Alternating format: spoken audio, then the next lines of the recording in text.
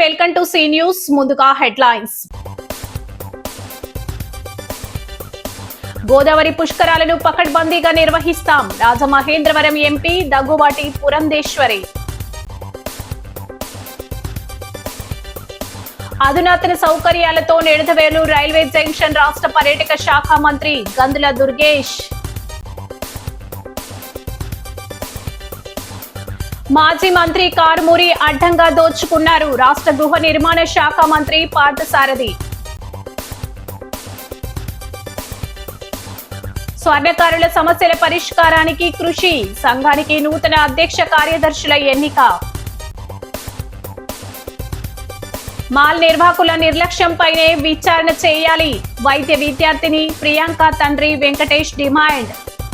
నగర పాలక సంస్థ సమావేశ మందిరంలో district development coordination and monitoring committee Disha సమావేశం పార్లమెంటు సభ్యురాలు దగ్గుబాటి పురంధేశ్వరి అధ్యక్షతన గురువారం జరిగింది. వివిధ శాఖలకు విడుదలవుతున్న నిధులు, ప్రగతి తదితర విషయాలను సమీక్షించారు. ఎంపీ దగ్గుబాటితో పాటు రాజమహేంద్రవరం రూరల్ అనపర్తి మండపేట ఎమ్మెల్యేలు Gorantla Butchaiah Chowdary, Nallamilli Ramakrishna Reddy, Vegulla Jogeswara Rao, joint collector Y Megha Swaroop హాజరయ్యారు. వివిధ శాఖల పనితీరుపై సమీక్ష నిర్వహిస్తున్న సందర్భంలో మున్సిపల్ కార్పొరేషన్, వైద్య ఆరోగ్య శాఖల పనితీరుపై ప్రజాప్రతినిధులు అసంతృప్తి వ్యక్తం చేశారు. అనంతరం దగ్గుబాటి మాట్లాడుతూ కేంద్ర ప్రభుత్వ పథకాలు అర్హులైన లబ్ధిదారులకు చేరేలా ప్రతి 4 నెలలకు దిశా సమావేశం జరుగుతుందన్నారు. అధికారులతో సమీక్షించి ఇంకా మెరుగైన పాలన అందించేందుకు అవసరమైన సవరణలపై తీర్మానాలు చేసి కేంద్రానికి పంపుతామన్నారు. గోదావరి పుష్కరాలపై అన్ని శాఖలను సమన్వయం చేస్తున్నామని, సీఎం చంద్రబాబు ఇప్పటికే సమీక్ష నిర్వహించారని, కేంద్రానికి పంపిన ప్రతిపాదనల ఆధారంగా కాదు లేదు అనే విధంగా నిధులు విడుదలవుతాయని ధీమా వ్యక్తం చేశారు. విడుదలైన నిధులతో పనులను వేగవంతం చేసేలా అధికారులకు ఆదేశాలిచ్చామని తెలిపారు.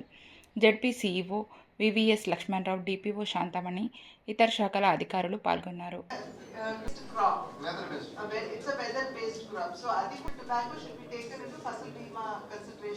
ఈ దిశ మీటింగ్ అనేది మనం పీరియాడిక్గా మనం నిర్వహించుకునేటువంటి సమీక్షా కార్యక్రమం. ఇది కేంద్ర ప్రభుత్వం ప్రవేశపెట్టినటువంటి పథకాలు ఏవైతే క్షేత్రస్థాయిలో వాటిని ఇంప్లిమెంట్ కావాలో అవి సవ్యంగా ఇంప్లిమెంట్ అవుతున్నాయా కాదా, అర్హులైనటువంటి లబ్ధిదారులకి లబ్ధి చేకూరుతున్నదా లేదా, ఈ విషయాలన్నింటినీ కూడా ఒకసారి సమీక్షించుకోవడానికి ప్రజాప్రతినిధులతోటి ఈ కార్యక్రమం నిర్వహించడం అనేది ఆనవాయితీగా వస్తున్నటువంటి విషయం. ఇది కేంద్ర ప్రభుత్వం యొక్క డైరెక్షన్స్కి అనుగుణంగా ఈ యొక్క కార్యక్రమం ప్రతి 4 నెలలకు ఒకసారి నిర్వహించాలి అని చెప్పి కేంద్ర ప్రభుత్వం డిసిషన్ తీసుకుంది. ఎందుకంటే కేంద్రం ఢిల్లీలో ఉన్న తర్వాత ఇక్కడ క్షేత్రస్థాయిలో ఉన్నటువంటి విషయాలు వారి దృష్టికి రావాలి. ప్లస్ ఈ ప్రోగ్రామ్స్లో ఏమన్నా లోపాలు ఉన్నట్లయితే వాటిని ఏ విధంగా సవరించుకోవాలి అనేటువంటి విషయాల్ని వారు సమీక్షించుకోవడానికి ఎంపీస్ ఎవరైతే ఉంటారో వారి ఆధ్వర్యంలో ఈ కార్యక్రమం నిర్వహించబడుతుంది. అయితే ఈ కార్యక్రమానికి అధికారులతో పాటు ప్రజాప్రతినిధులు, ఇక్కడ మీరు ఎమ్మెల్యేలు అందరూ కూడా ఇక్కడికి వచ్చారు. క్షేత్రస్థాయిలో వారు ఉంటారు కాబట్టి అక్కడ లోపభూయిష్టమైనటువంటి విషయాలు ఏమన్నా ఉన్నట్లయితే ఈ సమీక్షా కార్యక్రమంలో వారు తెలియజేయడం, దాన్ని మేము రెజల్యూషన్స్లో కావచ్చు, మినిట్స్లో కావచ్చు పెట్టి వాటిని కేంద్ర ప్రభుత్వానికి పంపించడం, కేంద్ర ప్రభుత్వం వీటి మీద నిర్ణయం చేయడం అనేది జరుగుతూ వస్తున్నటువంటి విషయం. కనుక ఇవాళ ఆ రకంగా చూసినట్లయితే వ్యవసాయానికి సంబంధించి ఏవైతే కార్యక్రమాలు కేంద్ర ప్రభుత్వం ప్రవేశపెట్టిందో, ఫసల్ బీమా యోజన కావచ్చు, సాయిల్ హెల్త్ కార్డ్ కావచ్చు, ఇటువంటి కార్యక్రమాలని సంబంధించి అటు అగ్రికల్చరు, అదేవిధంగా డిఆర్డిఏ, ఇది చాలా వరకు కూడా నైపుణ్యాభివృద్ధితో ముడిపడినటువంటి ఒక డిపార్ట్మెంట్ కాబట్టి అది, దానికి తోడు ఇరిగేషన్ ఒకటి. మనందరికీ తెలుసు ఇప్పుడు ప్రధానంగా మనకి రైతులకి రూరల్కి వచ్చేటప్పటికి చాలా అవసరం. దానికి తోడు ఇప్పుడు పుష్కరాలు కూడా వస్తున్నటువంటి సందర్భంలో ఇరిగేషను, అదేవిధంగా మన మున్సిపాలిటీ సమీక్ష, ఇవన్నీ కూడా ఒక 10-12 డిపార్ట్మెంట్స్ ఇప్పటికే సమీక్ష అనేది చేసుకోవడం జరిగింది. దీనిలో మనకి ఇన్సూరెన్స్, క్రాప్ ఇన్సూరెన్స్కి వచ్చేటప్పటికి మనకి ఎట్లాగో మనకి పొగాకుకి నిజంగా there is no crop insurance అంటూ ఏమి లేదు. ఇదివరకు ఆల్రెడీ నేను ప్రతిపాదన పెట్టున్నాను నేను. సో దాన్ని మళ్ళీ ఒకసారి ఈ సమీక్షలో మళ్ళీ ఒక్కసారి దాన్ని పునరుద్ఘాటించడం జరిగింది. ఖచ్చితంగా ఇది ఉండాలి అనేటువంటి విషయం. సో దీన్ని బట్టి ఇప్పుడు మినిట్స్ ఏవైతే వస్తాయో వాటిని త్వరలోనే మేము కేంద్రానికి పంపించడం, దీని మీద ఏమన్నా వాళ్ళకి ఏమైనా డౌట్స్ ఉంటే డెఫినెట్గా మాకు రివర్ట్ అవుతారు. కాబట్టి ఇవి చాలా చాలా మంచి కార్యక్రమం ఇది. ఎందుకంటే ఇందాక చెప్పినట్లుగా కేంద్ర ప్రభుత్వం ఏ ఆలోచనతోటి ఈ కార్యక్రమాన్ని ప్రవేశపెడుతుందో వాటిని మనం నిజంగా లక్ష్యాన్ని మనం చేరుకున్నామా లేదా అనేటువంటి విషయాన్ని సమీక్షించుకోవటం. కాబట్టి ఇది ఇప్పటి వరకు కూడా ఏదైతే ప్రజాప్రతినిధులు దృష్టి తీసుకొచ్చారో అధికారులు కూడా దాని మీద స్పందించి త్వరలో వాటికి సంబంధించినటువంటి కరెక్షన్ మెథడ్ అది కూడా చేస్తామన్నారు. అదేవిధంగా రైల్వే స్టేషన్కి సంబంధించి కూడా రివ్యూ జరిగింది. రైల్వే స్టేషన్ కూడా పనులు బాగానే జరుగుతున్నాయి. మనకి పుష్కరాలకు వచ్చేటప్పటికి ఈస్ట్ సైడ్లో ఏదైతే 5 అంతస్తులు నిర్మాణం కావాలో దానిలో 3 అంతస్తులు, అదేవిధంగా వెస్ట్ సైడ్ కూడా 3 అంతస్తులు ప్లస్ ఈ ఫుట్ ఓవర్ బ్రిడ్జెస్ ఇవన్నీ కూడా కంప్లీట్ అవుతాయి అని అన్నారు. సో 50% వరకు కూడా మనకి పుష్కరాల టైంకి కంప్లీట్ అయ్యేటువంటి అవకాశం ఉంటుంది. ప్రయాణికులకి భక్తులకి ఏ రకమైనటువంటి ఇబ్బంది లేకుండా ఏవైతే ఇంకొన్ని మౌలిక సదుపాయాలు కావాలి అని చెప్పారు ప్రజాప్రతినిధులు, వాటి మీద కూడా రైల్వే అథారిటీస్ దృష్టికి కేంద్రీకరిస్తామని చెప్తున్నారు. నిడదవోలు రైల్వే స్టేషన్ ఆవరణలో నూతనంగా ఏర్పాటు చేసిన ఎస్కలేటర్లు, ప్లాట్ఫారంలు, ఇతర సౌకర్యాలను రాష్ట్ర పర్యాటక సాంస్కృతిక సినిమాటోగ్రఫీ శాఖల మంత్రి కందుల దుర్గేష్ స్వయంగా పరిశీలించారు. ఎస్కలేటర్స్ పై ప్రయాణించి స్టేషన్ అంతటా కలియదిరిగి అధికారులతో మాట్లాడారు. నిడదవోలు రైల్వే జంక్షన్ను ప్రయాణికులకు అత్యాధునిక మౌలిక వసతులతో అందుబాటులోకి తీసుకువస్తున్నందుకు కేంద్ర రాష్ట్ర ప్రభుత్వాలకు మంత్రి కందుల దుర్గేష్ ప్రత్యేక ధన్యవాదాలు తెలిపారు. నిడదవోలు పట్టణ పరిసర ప్రాంత ప్రజలకు రైల్వే జంక్షన్ అత్యంత కీలకమైన కేంద్రమని పేర్కొన్నారు. మున్సిపాలిటీ ప్రత్యేక చొరవతో రైల్వే స్టేషన్కు అనుసంధానంగా ఉన్న అప్రోచ్ రోడ్డు అభివృద్ధి, ఇరువైపులా డ్రైనేజీ వ్యవస్థ నిర్మాణం, ఆకర్షణీయమైన సెంట్రల్ లైటింగ్ ఏర్పాట్లతో రైల్వే స్టేషన్ పరిసరాలు పట్టణానికి శోభ తెచ్చేలా మారుతున్నాయని హర్షం వ్యక్తం చేశారు. చుట్టుపక్కల అనేక గ్రామాలు, మండలాలు ప్రయాణికుల అవసరాలను దృష్టిలో ఉంచుకుని నిడదవోలు జంక్షన్లో ప్రధాన ఎక్స్ప్రెస్ రైళ్లకు హాల్ట్ కల్పించేందుకు ప్రత్యేక చర్యలు తీసుకుంటున్నట్లు తెలిపారు. రాజమండ్రి పార్లమెంట్ సభ్యురాలు దగ్గుబాటి పురంధరేశ్వరితో కలిసి ఇప్పటికే రైల్వే శాఖ ఉన్నతాధికారులతో చర్చ జరిపినట్లు వెల్లడించారు. ఈ కార్యక్రమంలో స్థానిక ప్రజాప్రతినిధులు, కూటమి నాయకులు, మున్సిపల్ అధికారులు, రైల్వే అధికారులు పాల్గొన్నారు.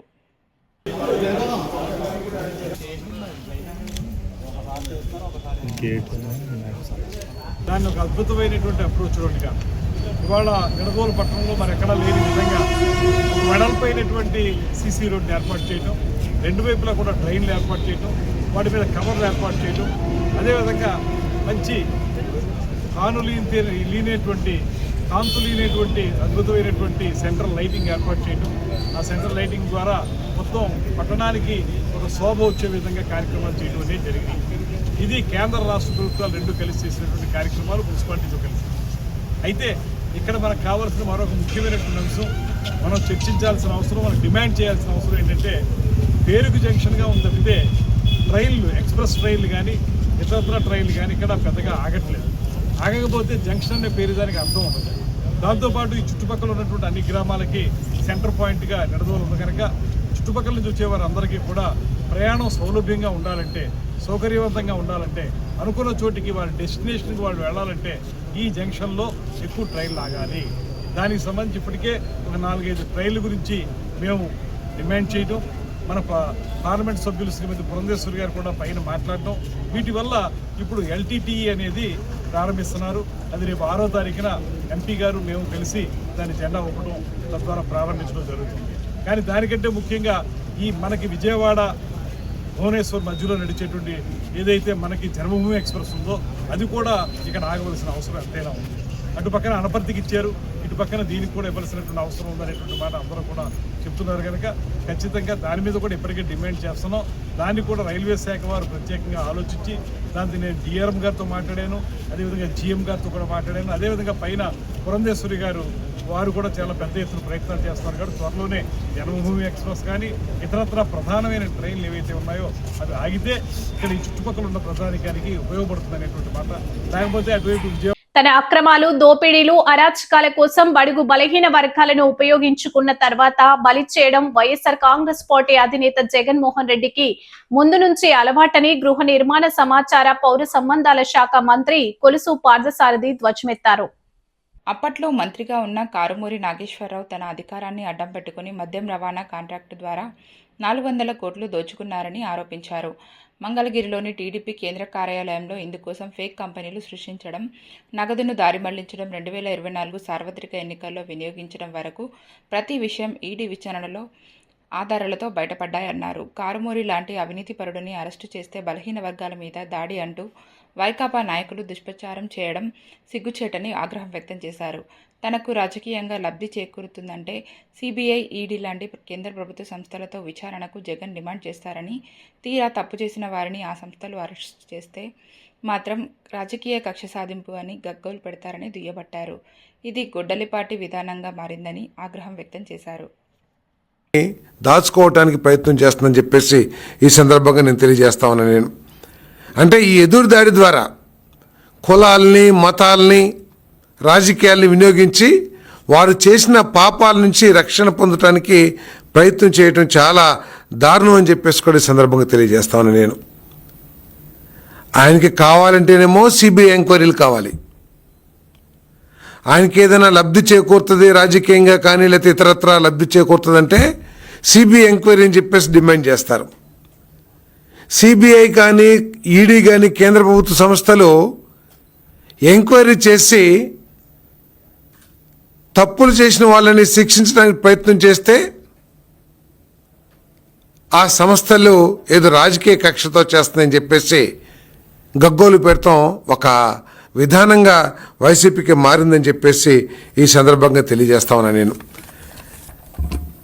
ఏ ప్రభుత్వం అయినా సరే సలహాదారులను నియమించుకుంటుంది. ఏదైనా సాంకేతికపరమైన సలహాలు ఇవ్వటానికో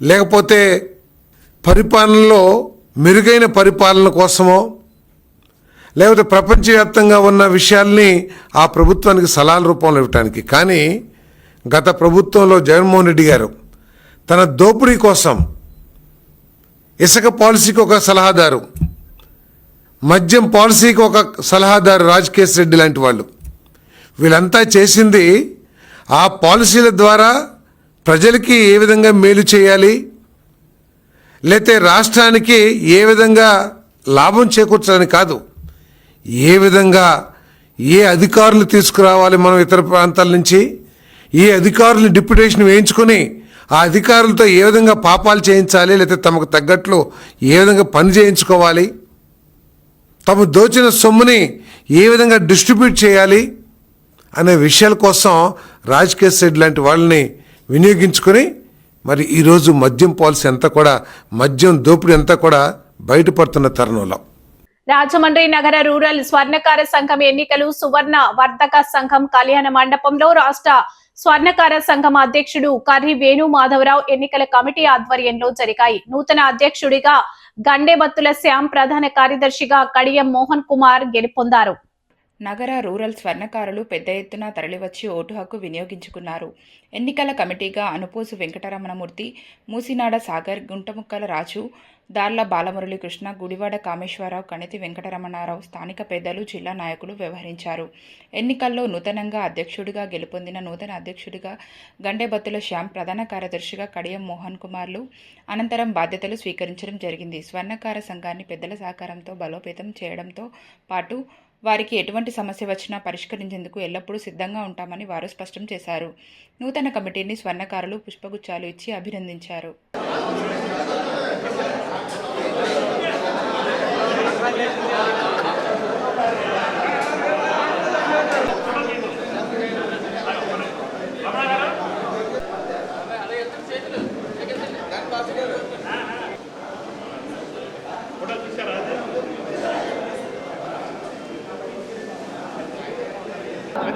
రాజమండ్రి నగర రూరల్ స్వర్ణకార సంఘ ఎన్నికలు సువర్ణవర్తక కళ్యాణ మండపంలో జరిగాయి. మొత్తం 745 ఓట్లకు గాను 680 పోలైనవి, 93% దాదాపు.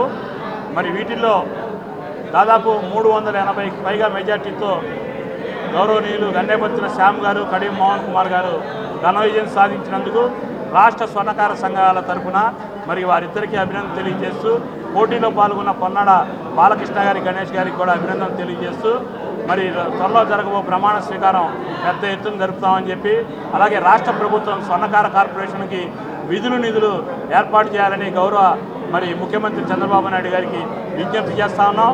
అలాగే స్వర్ణకారులకు మాత్రమే అప్రైజర్ల పోస్టులు ఇచ్చే విధంగా ప్రభుత్వాలు వ్యవహరించాలని చెప్పి రాష్ట్ర వ్యాప్తంగా డిమాండ్ చేస్తూ ఉన్నాం. అలాగే గవర్నమెంట్ మరి మాకు పనులు లేక చాలా ఇబ్బంది పడుతున్నాం, అన్ని చేతి వృత్తులు వాళ్ళకి ఇస్తున్నట్టుగానే 25,000 రూపాయలు మా చేతి వృత్తుల్లో ఉన్నటువంటి స్వర్ణకారులకి, కార్పొరేటర్లకి, విశ్వబ్రాహ్మణ పంచవృత్తిదారులు కూడా ఇవ్వాలని డిమాండ్ చేస్తూ ప్రభుత్వాన్ని దగ్గరికి త్వరలో ముఖ్యమంత్రి గారిని కలుస్తామని చెప్పి తెలియజేస్తూ ఈ ఎన్నికల కార్యక్రమాన్ని దిగ్విజయంగా నడిపించిన ఎన్నికల టీం మొత్తానికి రాష్ట్ర సంఘాల తరఫున అభినందనలు తెలియజేస్తాను. నమస్కారం. మరి ఈ రోజున రాజమండ్రి స్వర్ణకార సంఘానికి ఎన్నికలు జరిగాయి. ఆ ఎన్నికల్లో భాగంగా మరి నన్ను స్వర్ణకార సంఘ సోదరులందరూ కూడా అధ్యక్షుడిగా కడియం మోహన్ గారు అనే నా సోదరుని ప్రధాన కార్యదర్శిగా ఎన్నుకోవడం జరిగింది. మరి అయితే ఈ రోజున ఎన్నుకొని మనం ఏదో ఎన్నికేసుకున్నాం, దండ వేయించుకున్నాం కాకుండా సంఘంలో ఉన్నటువంటి అనేక రకాలైనటువంటి సమస్యల మీద రాష్ట్ర సంఘాన్ని కానీ జిల్లా సంఘాన్ని కానీ అనుసంధానంగా స్వర్ణకార అభివృద్ధికి, సంఘ అభివృద్ధికి కృషి చేస్తానని ఈ యొక్క సందర్భంగా నా సోదరులందరికీ కూడా మాటిస్తున్నాను. జై హింద్.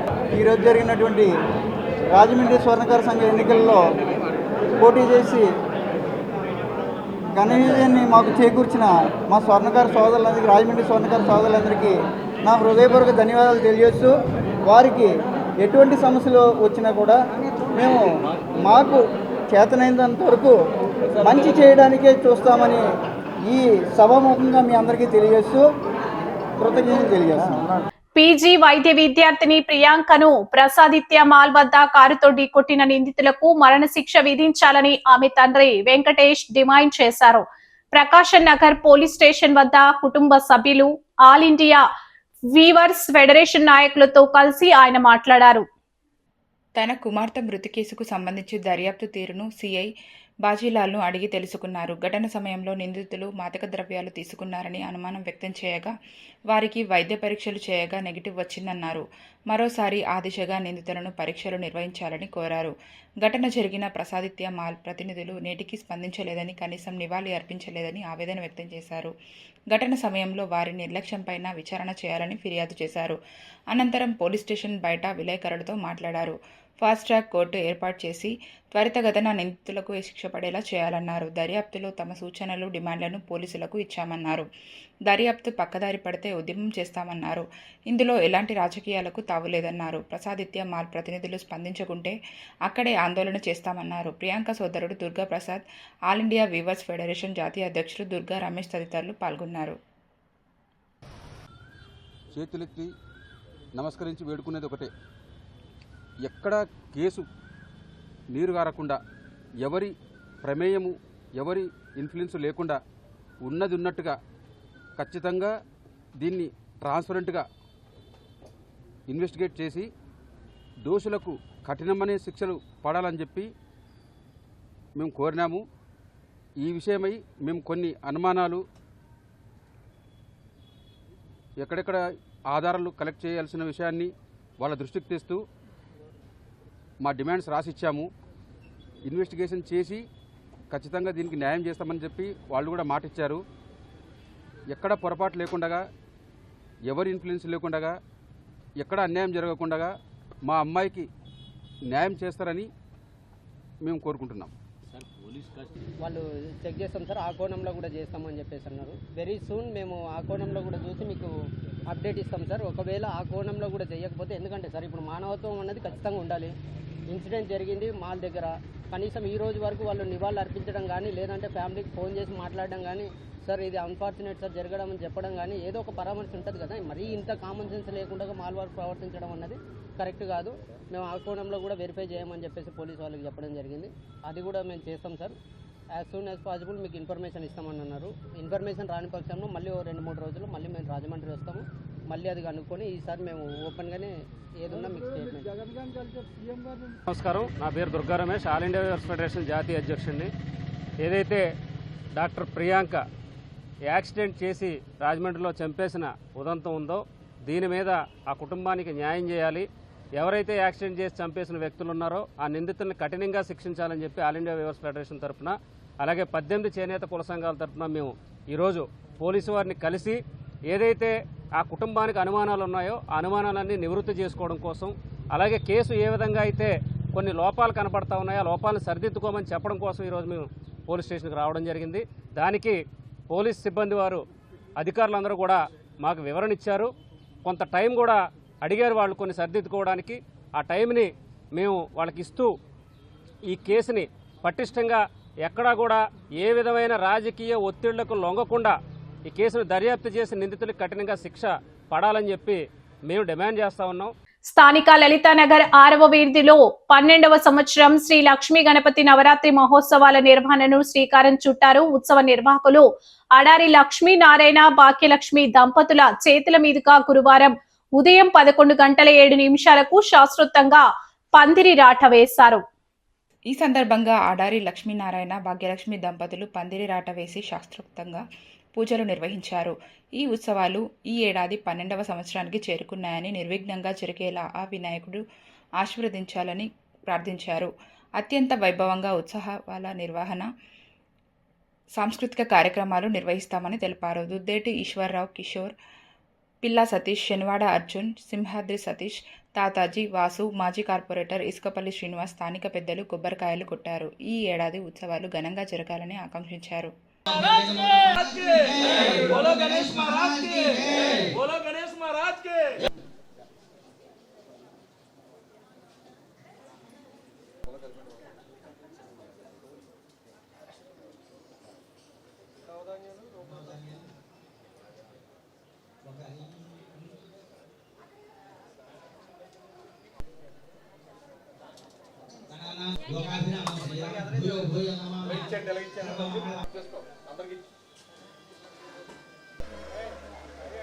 जय बोलो गणेश महाराज की जय बोलो गणेश।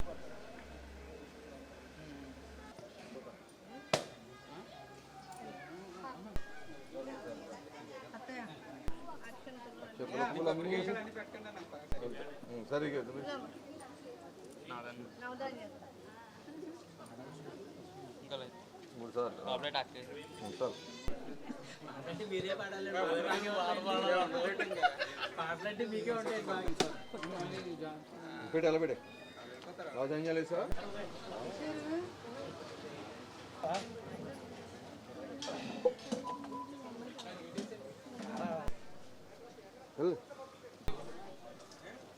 కొబ్బరికాయ ఇచ్చానండి.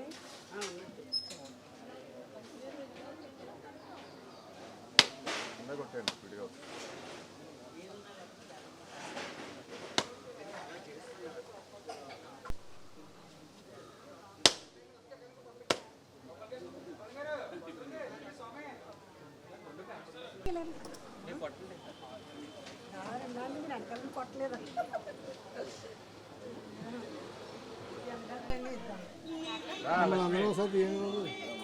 కొబ్బరి కొట్టారు కదా.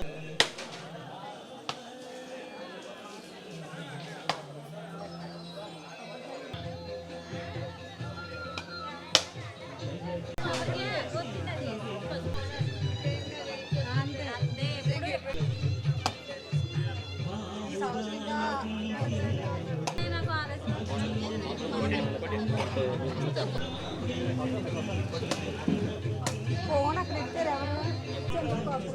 ఏంటి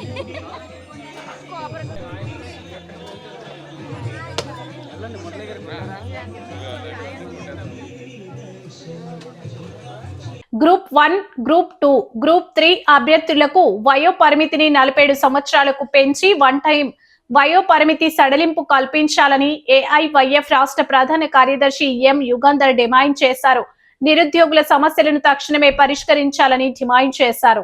స్థానిక సిపిఐ కార్యాలయంలో జరిగిన సమావేశంలో యుగంధర్ మాట్లాడుతూ, రాష్ట్రంలో లక్షలాది మంది యువత ప్రభుత్వ ఉద్యోగాల కోసం సంవత్సరాల తరబడి ఎదురు చూస్తూ పోటీ పరీక్షలకు సిద్ధమవుతున్నారని, అయితే ప్రభుత్వం సకాలంలో ఉద్యోగ నోటిఫికేషన్లు విడుదల చేయకపోవడం, ఖాళీ పోస్టులను భర్తీ చేయడంలో జాప్యం ఏర్పడడం, నియామక ప్రక్రియలు ఆలస్యం కావడం వల్ల నిరుద్యోగ యువత తీవ్రంగా నష్టపోతున్నారని అన్నారు.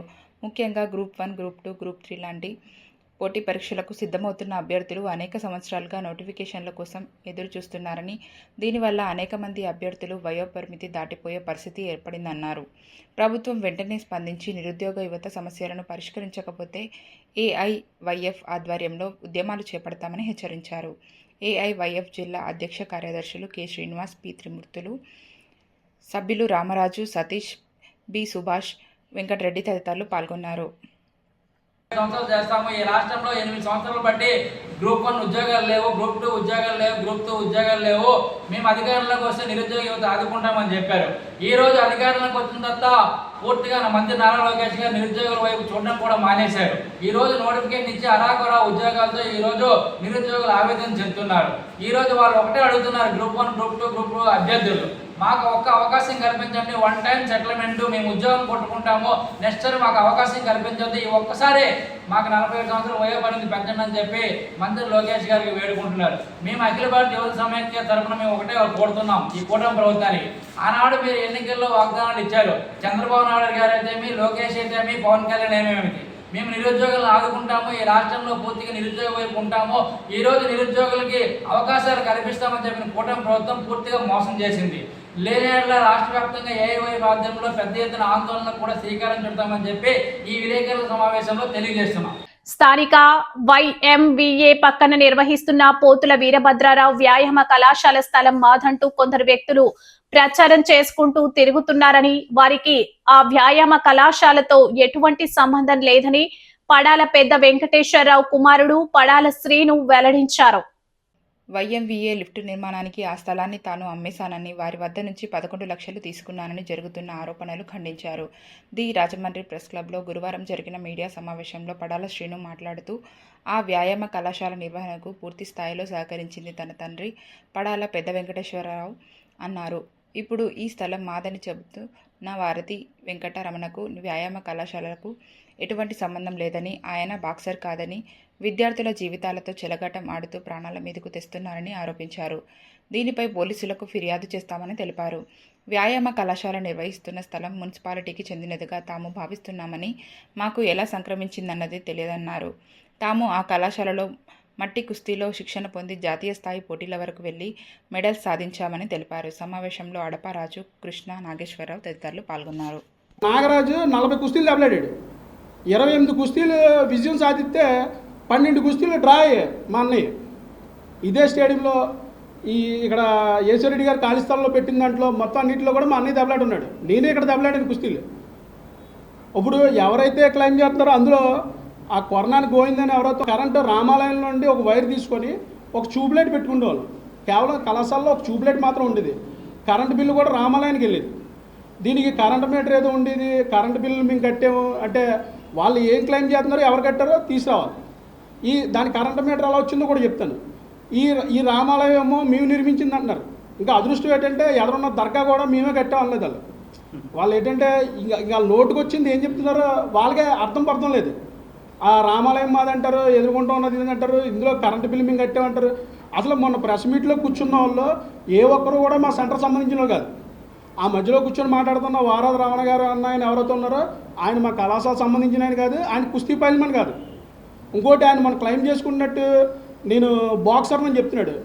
బాక్సర్గా అది ఎంత ప్రాణాంతకరమైన క్రీడ అది నేర్పించాలంటే ఎంత నైపుణ్యం ఉండాలి. అందులో వానమాలని తెలుసు ఆయనకి, ఎక్కడైనా కంటెస్ట్ చేశాడా, పోనీ ఆయనకి నేర్పించిన గురువు గారు ఎవరు, ఇప్పుడు ఈయన బాక్సింగ్ నేర్పించిన గురువు గారు ఎవరు, ఈయన పిల్లల ప్రాణాలతో చెలగాడ ఆడుతున్నాడు. 1996 నుండి ఖాళీగా ఉన్న కళాశాల వదిలేసి ఇప్పుడు కళాశాల నాకు కావాలి, కళాశాల లాదంటే అసలు ఆ కళాశాలకి ఈయనకి అసలు 1% సంబంధం లేదు. ఈయన మన క్లెయిమ్ చేస్తూ అసలు శ్రీనుకి దీనికి ఏంటి సంబంధం అన్నాడు. ఇప్పుడు ఎవరైతే ప్రశ్నించారో వాళ్ళకి చెప్తున్నాను. 2003లో డిసెంబర్ నెలలో ఇక్కడ డిస్ట్రిక్ట్ ఫస్ట్ కొట్టాం. నేను నా స్నేహితుడు షేక్ రాజా అని చెప్పి మీ ఇద్దరం కూడా పొడుగురాజు గారి దగ్గర పేపర్ మీద దగ్గరికి వెళ్ళి ట్రైనింగ్ అయ్యేవాళ్ళం. ఇక్కడ 2003లో రాజా నేను కలిసి ఫస్ట్ ప్లేస్ వస్తే మమ్మల్ని స్టేట్కి సెలెక్ట్ చేస్తే ఎల్బీ స్టేడియంలో హైదరాబాద్లో గోల్డ్ మెడల్ కొట్టాను నేను. పోతుల వీరాంస్వామి వ్యాయామ కళాశాల తరపున నేను. షేక్ రాజా తనకి ఫస్ట్ ప్లేస్ వచ్చింది. మళ్ళీ మా ఇద్దరు నేషనల్ సెలెక్ట్ చేశారు. మేము అమరావతి అక్కడ మహారాష్ట్రలో అమరావతి వెళ్ళి దెబ్బలాడాం. అక్కడ రాజాకేమో ఎనానమస్ ఫస్ట్ ప్లేస్ ఇచ్చారు, నేను 60 కేజీల కేటగిరీలో దెబ్బలాడినప్పుడు ఫైనల్లో ఒక పాయింట్తో నాకు పోయి నేను సెకండ్ ప్లేస్ వచ్చేది. బులెటిన్ ముగించే ముందు హెడ్లైన్స్ మరోసారి. గోదావరి పుష్కరాలను పకడ్బందీగా నిర్వహిస్తాం, రాజమహేంద్రవరం ఎంపీ దగ్గుబాటి పురంధేశ్వరి. అధునాతన సౌకర్యాలతో నిడదవేలు రైల్వే జంక్షన్ రాష్ట్ర పర్యాటక శాఖ మంత్రి గందుల దుర్గేష్. మాజీ మంత్రి కారుమూరి అడ్డంగా దోచుకున్నారు, రాష్ట్ర గృహ నిర్మాణ శాఖ మంత్రి పార్థసారథి. స్వర్ణకారుల సమస్యల పరిష్కారానికి కృషి, సంఘానికి నూతన అధ్యక్ష కార్యదర్శుల ఎన్నిక. మాల్ నిర్వాహకుల నిర్లక్ష్యంపైనే విచారణ చేయాలి, వైద్య విద్యార్థిని ప్రియాంక తండ్రి వెంకటేష్ డిమాండ్. ఈ వార్తలు ఇంతటితో సమాప్తం. నమస్కారం.